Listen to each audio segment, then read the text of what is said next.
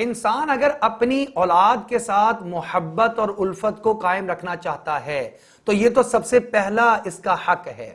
ایک انسان باہر کی دنیا سے سب سے تعلقات اچھے بنا لے، سب کے ساتھ اچھے اخلاق سے پیش آئے، لیکن اپنے گھر میں آئے تو بد اخلاقی کرتا ہو۔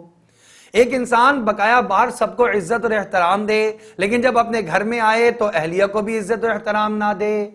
اور اپنی اولاد کو بھی عزت اور احترام نہ دے، تو اس سے بڑی حماقت کیا ہو سکتی ہے؟ یہ تو حسن سلوک کے سب سے پہلے مالک اور لائق وہ آپ کے اپنے گھر والے ہیں۔ آپ اپنی اہلیہ کے ساتھ سب سے اچھے بنیں، آپ اپنی اولاد کے ساتھ سب سے اچھے بنیں، آپ اپنے والدین کے ساتھ سب سے اچھے بنیں۔ اولاد کے ساتھ اور گھر والوں کے ساتھ عام طور پر جو دلوں میں ایک دراڑ پڑتی ہے، اس کا ایک سبب اور ذریعہ معاملات کی صفائی نہیں ہوا کرتا۔ یعنی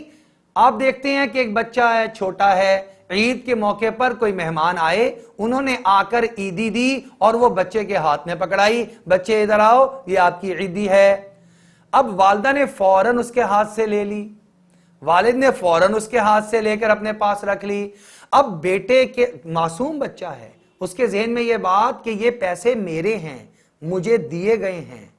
لیکن آپ نے اس کو یہ چھین کر یہ میسج دیا تمہارا اس پر کوئی حق نہیں ہے،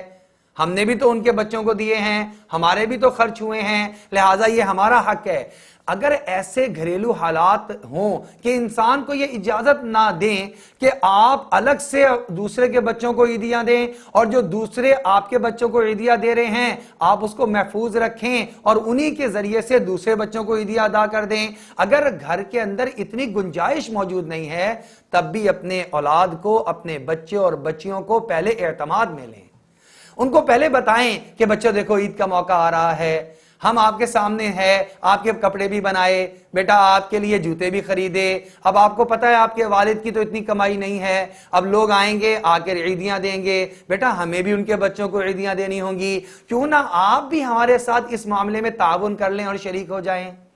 بیٹا جو پیسے آپ کو لوگ دیں گے آپ اپنی خوشی سے اپنی والدہ کو بیٹا جمع کرواتے نا،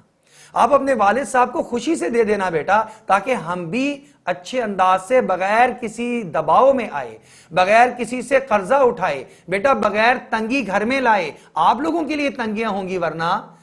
آپ لوگ اگر ساتھ تعاون کر لیں گے تو ہم تنگی کے بغیر اس موقع کو اچھے انداز سے پورا کر سکتے ہیں۔ بچوں کے ساتھ بات چیت کی جائے، اگر وہ آمادہ ہو جائیں گے تو پھر دلوں میں فرق نہیں آئے گا، لیکن اگر آپ نے ان سے بات چیت بھی نہیں کی، آپ نے ان سے پیسے بھی لے لیے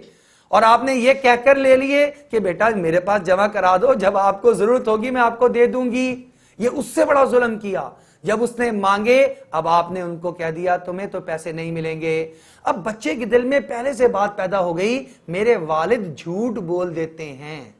میری والدہ مجھ سے بدعہدی کرتی ہیں۔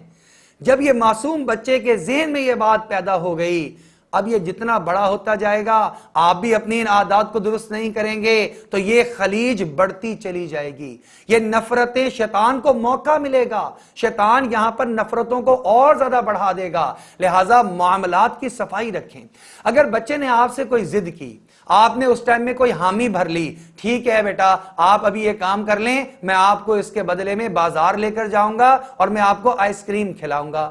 تو اب ایسا نہ ہو اس وقت میں بچہ بہل جائے اور کام بھی کر لے اور جب وہ یاد کروائے بابا چلیں اور چل کر مجھے آئس کریم کھلائیں تو آپ کہیں چلو خاموشی سے بیٹھ جاؤ، وہ تو تم کام نہیں کر رہے تھے اس لیے میں نے تمہیں یہ لالچ دیا تھا۔ بس یہاں سے ہم نے اپنی اور اولاد کے درمیان میں ایک دراڑ کا آغاز کر دیا، نفرت کا بیج ہم نے خود بو دیا۔ معاملات کو صاف رکھیں، اپنے بچوں کو بھی سمجھائیں آپس میں بھی بیٹا معاملات کو صاف رکھو، اپنی بچیوں کو بھی سمجھائیں کہ آپس میں معاملات کو صاف رکھو، یہ بہترین نسخہ ہے آپس میں محبتوں کو قائم کرنے کا، گھر کے ماحول کو خوشگوار بنانے کا، گویا گھر کے ماحول کو جنت نظیر بنانے کا۔